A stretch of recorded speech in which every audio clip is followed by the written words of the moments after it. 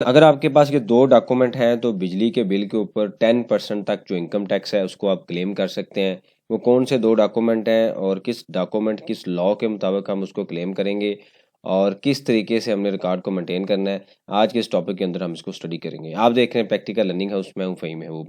वापस आते हैं टॉपिक के ऊपर। अब यूटिलिटीज़ बिल के ऊपर आपको पता है कि जो पिछले कुछ टाइम से जो डिफरेंट इश्यूज़ चल रहे हैं, जो बिजली की जो कीमतें हैं कंटिन्यूसली रिवाइज़ हो रही हैं। तो अब हम भी देख रहे हैं कि हम किस तरीके से जो बिजनेसमैन हैं, इंडिविजुअल हैं, सारे ये देख रहे हैं कि किस तरीके से हम जो टैक्स है या जो बिजली के रेट्स हैं उसको उसके ऊपर उसको देख के किस तरीके से जो टैक्स है बचा सकते हैं।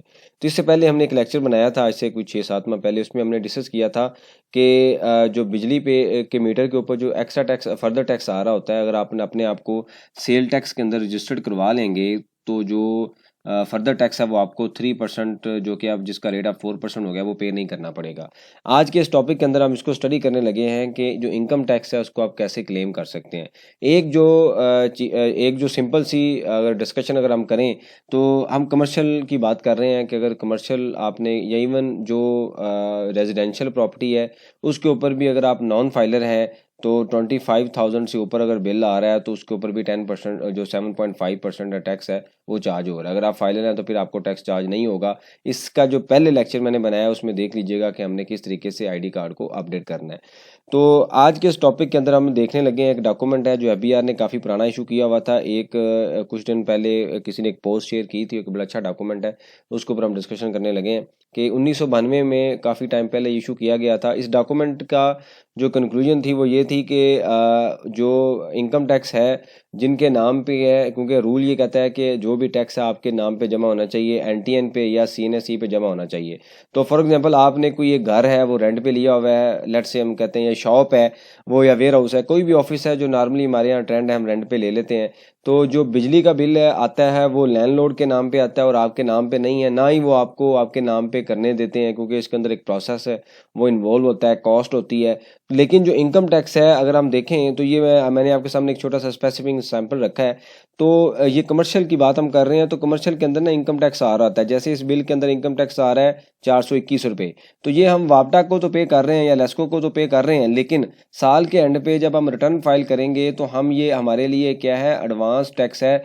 जैसे हमने डिस्कस किया कि ये सेल है, उसके बाद कॉस्ट ऑफ सेल है, ये जीपी है, तो ये एक्सपेंसेस हैं और यहाँ पे आता है टैक्स। फॉर एग्जांपल हमारा टैक्स बनता है 1000, ठीक है, तो हम ये कहेंगे कि भाई ये तो 421 रुपये है ना, ये तो मैंने ऑलरेडी पे किया हुआ है बिजली के बिल के ऊपर, तो बाकी मैं आपको अभी पे कर दूंगा। तो मतलब ये हुआ कि ये हमारे लिए कॉस्ट नहीं है, ये एडवांस टैक्स है जिसकी हमने बाद में एडजस्टमेंट लेनी है। तो ये हमें अवेयरनेस होनी चाहिए, जो मेरे ख्याल में आप सबको है। लेकिन अब क्वेश्चन ये है कि जी अगर मैं रेंट पे रह रहा हूँ और मेरे नाम पे वो मीटर नहीं है तो मैं कैसे क्लेम करूंगा? तो उसको हम क्लेम कर सकते हैं किस, इस डॉक्यूमेंट के थ्रू। ये डॉक्यूमेंट है, इस डॉक्यूमेंट को आप यहाँ पे पढ़ लीजिएगा, डिटेल उन्होंने मेंशन की हुई है। 1992 में डॉक्यूमेंट इशू हुआ है, एफबीआर की वेबसाइट पे अवेलेबल है। अगर आप सर्कुलर नंबर 26 के नाम से गूगल पे भी सर्च करेंगे तो ये डॉक्यूमेंट आ जाएगा।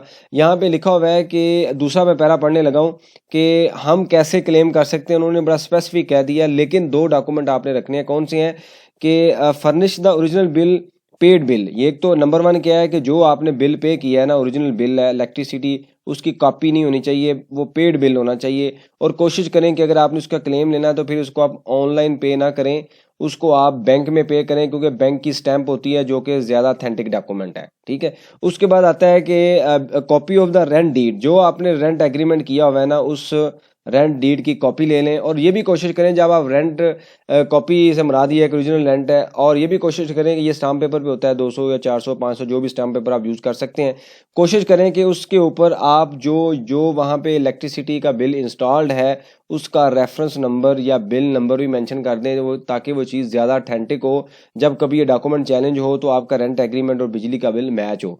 फिर ये आता है certificate from the owner of the premises that the bill in question have been paid by the SSC. मतलब ये है कि आपने सर्टिफिकेट से जो ऑनर है उसे एनओसी लेना है कि भाई आप ये बिल क्लेम कर लें, मुझे कोई इसमें एतराज़ नहीं है। एक सिंपल स्टेटमेंट बनाएं कि मैं आपकी जगह पे रह रहा हूँ, रेंट पे कर रहा हूँ, ये मेरा आपके जो मीटर है उसका ये रेफरेंस नंबर है, लिहाजा मैं इसका जो टैक्स है क्लेम करना चाहता हूँ। आप इस पर साइन कर दें कि आपको कोई ऑब्जेक्शन नहीं है, तो वो वहाँ नीचे उनके साइन ले लें और उनका आईडी कार्ड नंबर लिख लें, नेम लिख लें। याद रखें वो नाम आईडी जो रेंट एग्रीमेंट पे आपने लिखा हुआ है उसके मुताबिक होगा।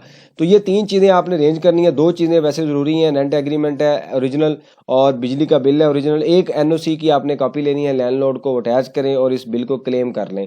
तो फॉर एग्जांपल आपके पास ज़्यादा ऑफिस हैं और मंथली अगर आपका लेट से 1 लाख रुपए बिल आ रहा है, तो आप इसका 10% तक जो इनकम टैक्स है ना वो सेव कर सकते हैं। यानी कि साल का आप 1 लाख बचा सकते हैं अगर आपकी पूरे साल की 12 लाख की कॉस्ट है, जो कि एक अच्छी अमाउंट है। और इसको अगर आपको पता है और आप कर रहे हैं तो अच्छी बात है, नहीं कर रहे तो इसको आज ही अप्लाई करें और मैक्सिमम जो कॉस्ट है एटलीस्ट जो विद इन लॉ हमारे पास अवेलेबल है वो तो हम सेव करें। इससे रेलेवेंट कोई क्वेश्चन हो आप मेंशन कीजिए, उसको ऊपर हम डिस्कशन करेंगे ताकि जो लर्निंग का प्रोसेस है कंटिन्यू रहे। थैंक यू वेरी मच, जज़ाकल्लाह।